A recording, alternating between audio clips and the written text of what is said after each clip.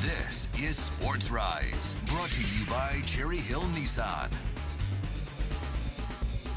Brian Westbrook was another welcomed addition to the Eagles offense Saturday. His presence is all positive after off-season ankle surgery that kept him out of training camp.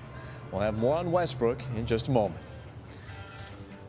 Welcome to Sports Rise. I'm John Borat. Prior to this weekend, the last number Michael Vick slipped on was 33765-183. Not exactly jersey friendly. That was Vick's ID during his 18-month tenure at the federal prison in Leavenworth, Kansas. On Saturday, Vick was reunited with his old number 7, one that he wore with great pride with the Falcons and now with the Eagles. In our Woodbury Nissan Countdown to Kickoff report, Marshall Harris has more on Vick's first day of practice. A few fans gathered Saturday morning at the NovaCare complex along with their animals to protest the Eagles signing of Vick. And a number of websites have been launched to pressure the team's corporate sponsors. On the other hand, Vick's number 7 and the jerseys are starting to pop up at local retailers. And for video game fans, Vick has also been added into the Madden 10 football game. Monday night, we'll air a special program that takes a unique look at Michael Vick's past and what his presence means for this Eagles team. Ron Burke will serve as host. Michael Vick, a second chance. You can catch it right here on Comcast Sportsnet. That's Monday night at 9 o'clock. As we mentioned, running back Brian Westbrook participated with the Eagles yesterday for the first time this preseason.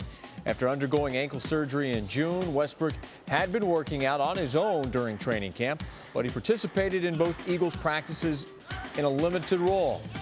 How much more work will Westbrook see in practice? Well, Eagles head coach Andy Reid addressed that question on Saturday.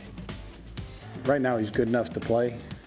Sorting out other Eagles news, cornerback Sheldon Brown left practice after colliding with receiver Kevin Curtis. While in coverage, the team said later that Brown has bruised ribs, but the severity of the injury is unknown.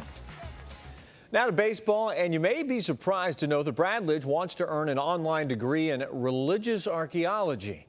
After what we've seen from the Phillies closer in 2009, it may not be a bad idea to learn from the past and apply it to the present, because National League hitters don't seem as eager to dig Lidge's deadly slider out of the dirt these days. Kenshin Kawakami, Crazy K, helped beat the Phillies back on May 10th, got the call today for Atlanta. First pitch of the game, Jimmy Rollins pops it foul along the third base side. Chipper Jones full extension over the dugout to make the out. How do you explain this, though, to your editor? The photographer in the pit has the ideal shot, and he bails. You got to get the shot. Get the shot.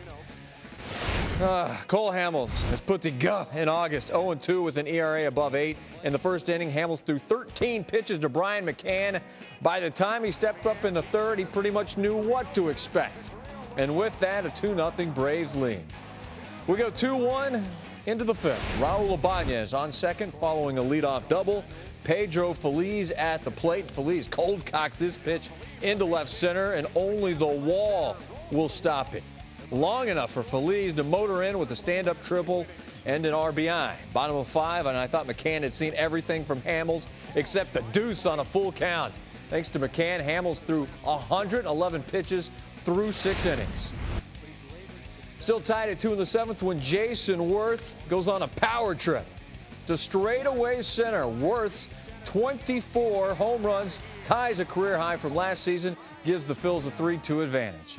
Ryan Madsen on in the 8th, the bridge to Lidge, and with a man on, Madsen forces McCann to ground into Rollins. Utley bare hands turns the 6-4-3 double play, and we head to the 9th with the Phils clinging to a 1-run lead. In the 9th, closing time for Lidge as 7 blown saves leads the majors. And one last call for the Braves. Runner on first, Matt Diaz tries to push him over. Lidge comes off to field it, bobbles it, throws a blister past Utley covering first. Garrett Anderson makes 3 sharp left turns and scores from first. That would tie the game at 3, and yet another blown save for Lidge. After a pair of walks, that would load the bases. Ryan Church goes excavating and comes up with nothing. And how about this visual? Jamie Moyer starting to get loose. But he would not come in this game because with 1 out, Omar Infante singles past a drawn-in infield, and Diaz would cross with the winning run as the Phillies lose this one by a 4-3 score. With 4 walks today, control has definitely been an issue for Cole Hamels. He's issued 10 free passes so far in the month of August after allowing 11 in June and July combined. Lidge's 8th blown save matches a single season high that he set back in 2007. That was his final year with the Astros before last year's perfect season, but he still feels like everything is fine. I feel as good as ever, definitely as good as I have this year. Here's the NL East picture. The Marlins game against the Rockies was rained out, so Florida inches a half step closer. They're now 4 games behind the Phillies, with the Braves 5 back.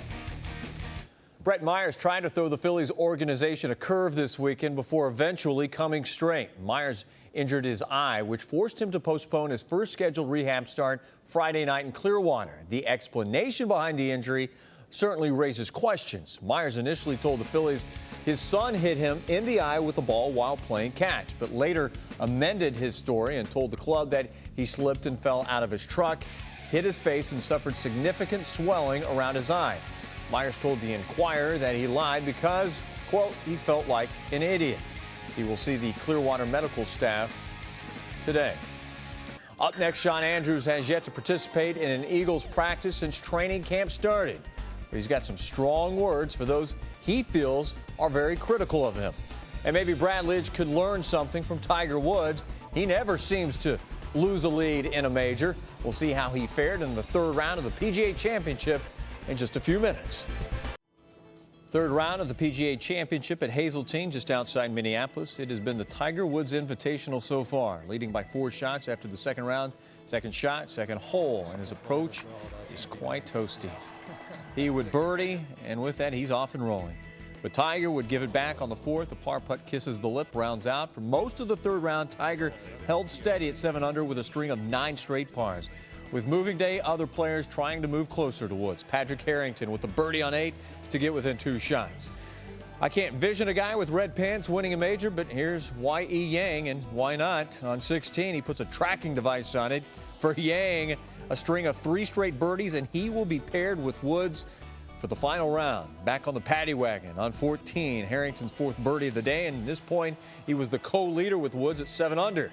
After Tiger scalded a putt off the green, tries to chip it off the frog hair, and sure, makes just a 2nd birdie of the round. Tiger regains the lead by 2 shots, which he will take into the final round on Sunday. Since making the cross-country trek from Southern California, Chris Pronger has been busy unpacking boxes and getting settled. Expectations also came in the move, especially when you consider what the Flyers shipped back to Anaheim in return. Joffrey Lupul, Lucas Sabisa, and 2 more first-round selections. I recently caught up with Pronger and asked him if even he thought that price tag was rather steep. It's you never know. If you're interested in attending the Winter Classic at Fenway Park come New Year's Day, log on to www.nhl.com/Winter Classic this Monday at noon for a special announcement concerning the event. It was around this time last season when Shawn Andrews admitted he had been battling depression and was seeking professional help. The former Pro Bowl guard never saw the field in 2008 after suffering season-ending back surgery. Armed with prior history and the fact Andrews hasn't seen the practice field again in 2009 seems to create even more speculation. Greg Murphy has more with inside access from the NovaCare complex.